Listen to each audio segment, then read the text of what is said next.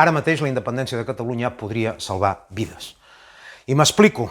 Avui hem sabut que Àustria i Dinamarca han signat un acord amb el govern d'Israel per tal de tenir al més ràpidament les vacunes per combatre el virus i es desmarquen d'aquesta manera del Pla General de Vacunació Europea, donada la lentitud i la ineficàcia dels buròcrates de Brussel·les.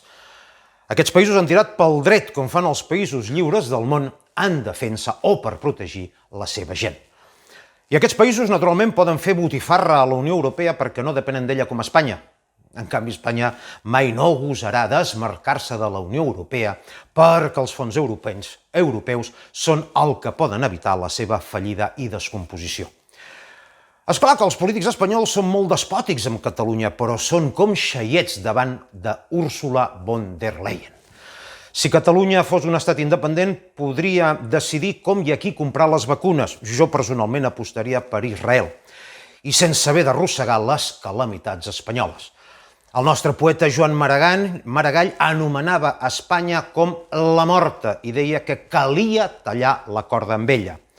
O ho fem o la morta ens acabarà matant.